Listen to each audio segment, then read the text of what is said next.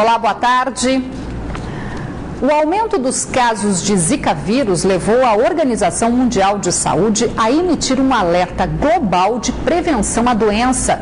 Apesar de no Amazonas apenas um caso ter sido confirmado até o momento, esta manhã o governo do Amazonas e a Prefeitura de Manaus decretaram um estado de emergência no combate ao mosquito Aedes aegypti, também transmissor da dengue e da febre chikungunya. E uma força-tarefa, em parceria com as Forças Armadas, foi criada para intensificar o combate aos focos do mosquito em todo o estado. Na sede do governo do estado, autoridades em saúde deram uma notícia preocupante. O Ministério da Saúde decretou o estado de emergência nacional e hoje a notícia que temos é que a Organização Mundial de Saúde, ou seja, já decretou o estado de emergência internacional, ou seja, uma situação crítica comparável à transmissão do vírus Ebola. No Brasil, 18 estados já confirmaram casos do Zika vírus, incluindo o Amazonas, onde até o momento só há um registro. Outros 7 casos são investigados pela Fundação de Vigilância em Saúde.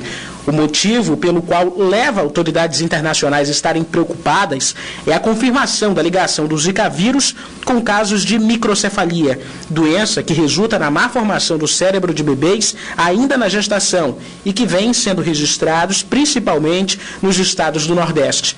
Como a Aedes aegypti é o transmissor da dengue, da chikungunya e do Zika vírus, as autoridades em saúde estão preocupadas com o interior do Amazonas. Municípios como Lábrea, Tonantins e Guajará têm uma presença significativa do mosquito.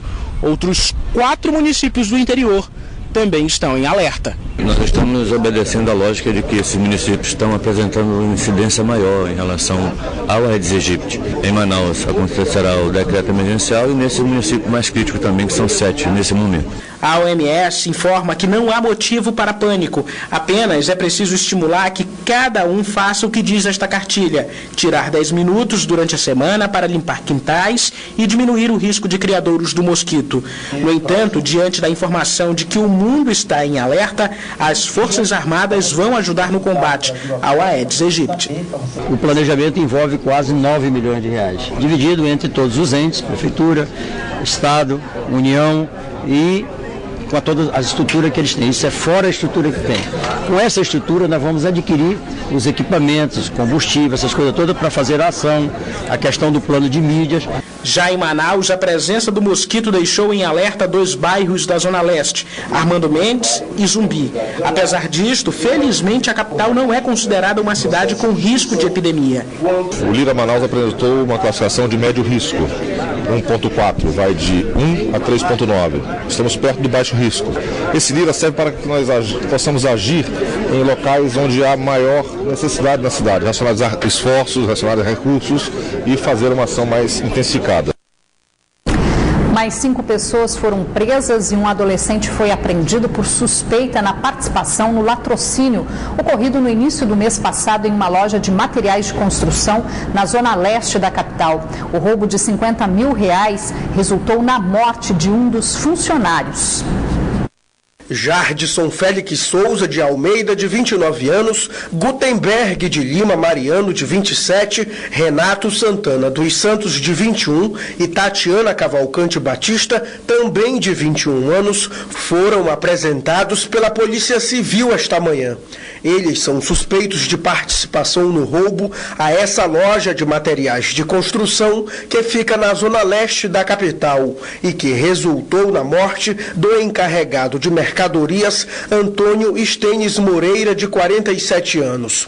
Os suspeitos alegaram que o tiro que matou Antônio foi acidental, versão que não é confirmada pela polícia. O crime ocorreu no dia 5 de novembro, quando os suspeitos resolveram entrar em ação por dinheiro. Wallace Monteiro Rodrigues, de 25 anos, ex-funcionário da loja, que foi preso ainda no mês passado, e Tatiana, que trabalhava como vendedora, teriam arquitetado o crime. Os dois eram namorados. A gente desconfiou que existia alguma informação privilegiada, porque eles sabiam exatamente a quantia que que tinha na loja. Mas, segundo Tatiana, ela participou porque foi ameaçada por Wallace. Na ação, os criminosos conseguiram levar R$50 mil em espécie. Chegaram num veículo Classic, roubado, tá? E tinha um menor de 17 anos participando da ação. E o 7º suspeito de envolvimento no crime se entregou para a polícia nesta quarta-feira. Jonatas Lopes Aquino foi apresentado agora à tarde pela Polícia Civil. Um comerciante de Tabatinga foi assassinado a tiros na manhã de hoje no bairro Lírio do Vale 2, na zona oeste da capital. De acordo com a perícia, a vítima foi atingida por pelo menos 5 disparos. Testemunhas informaram aos policiais que atenderam a ocorrência que 2 homens chegaram de carro e um deles efetuou os disparos. Maicon Rocha de Souza, de 29 anos, morreu na hora. O caso será investigado pela Polícia Civil. O Instituto de Pesos e Medidas do Amazonas começou esta manhã a Operação Boas Festas, que tem por objetivo verificar o peso e a qualidade dos produtos de grande procura nessa época do ano. E logo nas primeiras horas da fiscalização, produtos irregulares já foram apreendidos. Pela manhã, o alvo da fiscalização do IPEM foram as redes de supermercados e distribuidoras atacadistas na capital. Nós estamos intensificando por meio de uma operação especial face à época do Natal e o Ano Novo. Estamos fiscalizando peru, chester, frutas cristalizadas e produtos compulsórios como brinquedo, roupa e as luminárias, os pisca-pisca. Já no primeiro estabelecimento encontramos várias irregularidades. Nesse estabelecimento, que fica no bairro Coroado, na zona oeste da cidade, os fiscais apreenderam produtos que são muito consumidos nas ceias de Natal e Ano Novo. Produtos que foram embalados na ausência do consumidor e envolvidos em bandejas. O que nós evidenciamos é que as bandejinhas, que é a parte que envolve, não foram descontadas na balança. Por isso o consumidor estava pagando embalagem e não o produto líquido. O lombo de bacalhau foi uma situação mais grave, porque existiam 2 indicações. Um peso do fabricante informando 2 quilos e o estabelecimento reembalou e colocou 150 gramas a mais do que o declarado na embalagem. Até mesmo pisca-pisca foi apreendido. As multas pelas irregularidades podem variar entre R$980 e R$500 mil. A Operação Boas Festas segue até o dia 17. Iniciadas há quase 5 meses, as obras do Terminal 2 da Cachoeirinha ainda estão longe de chegarem ao fim. A previsão inicial era que os trabalhos encerrassem agora em outubro, mas esta semana a Prefeitura de Manaus anunciou a suspensão do contrato com a empresa que executa a obra sem divulgar uma nova data para o fim da reforma. Mas quem depende do transporte coletivo também cobra investimentos em outros terminais de ônibus da cidade. Aqui os tapumes estão por todos os lados da obra do T2. Difícil para acompanhar o andamento que é cobrado pelos usuários na capital. Esse ano a obra não sai não. Está demorada a obra, está complicada a situação. Enquanto isso, quem precisa recorrer ao transporte público sobe e desce dos ônibus nesses pontos improvisados, que ficam no entorno do terminal. Diz que era 4 meses, agora chegou uns 4 anos para fazer, né? Nós fica jogado. Qualquer nuvem é uma ameaça para quem precisa pegar o coletivo. Chove é uma lástima, O cara tem que procurar os abrigos onde tem. De acordo com o subsecretário municipal de Obras Públicas, a reforma do T2 está em ritmo lento porque foi necessário fazer adequações e revisar os valores do contrato com a empresa que executa a obra. Essa troca de itens precisa ser aprovada pela Procuradoria do município, então a gente está fazendo exatamente essa análise e replanilhamento das obras de terminais. No início do ano a gente deve estar restabelecendo com força máxima. Na capital, os usuários do transporte coletivo também reclamam das condições dos outros terminais de ônibus, localizados em diferentes zonas da cidade. No Terminal 1, que fica na Avenida Constantino Neri, há banheiros sem funcionar. Tá horrível, como vocês viram, né?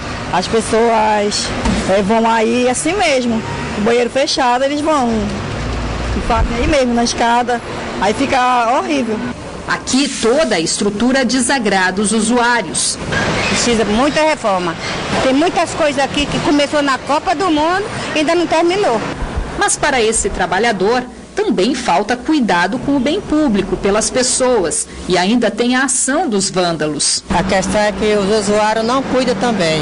Vandalismo, fichação, tudo quanto. Outros reclamam da insegurança. Tem ao menos um pouco de segurança aqui também, que de vez em quando aqui os bandidos atacam por aqui, sabia? Então isso aqui é meio perigoso, ainda mais à noite. Seu Agenor cansou de esperar o ônibus em pé e precisou sentar nesta escada. Os poucos bancos que tem servem de cama para os moradores de rua. Aqui não tem muito assento. Tem não. Aqui nós tem um projeto aí para fazer a mudança aqui dessa área aqui, né? Segundo o superintendente municipal de transportes urbanos, o T1 deve ser reformado a partir do ano que vem para ser usado apenas como estação. É o que está previsto entre as melhorias para a mobilidade urbana pelos próximos 25 anos.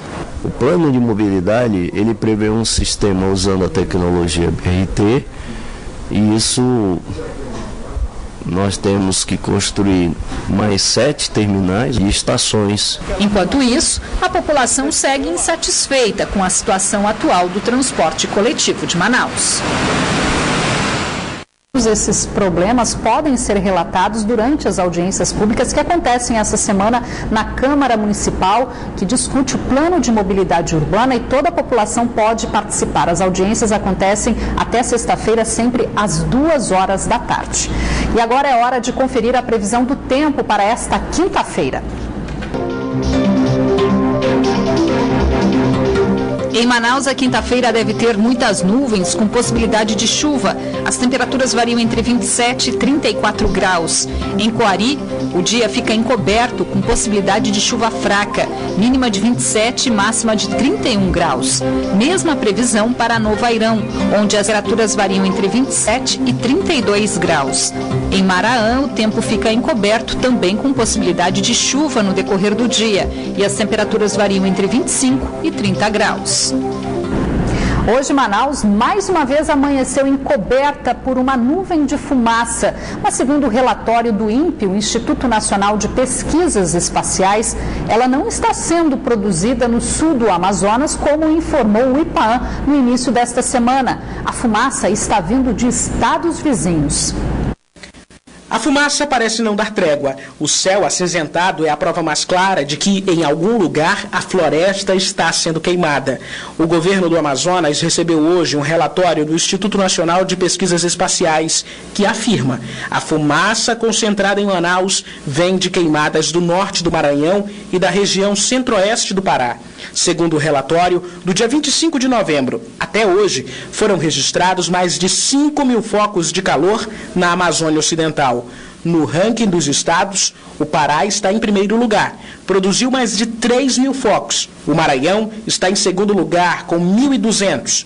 E na quinta posição, o Amazonas, com 266 focos de calor. É um problema agravado ainda com esse tempo seco, sem a incidência de chuvas.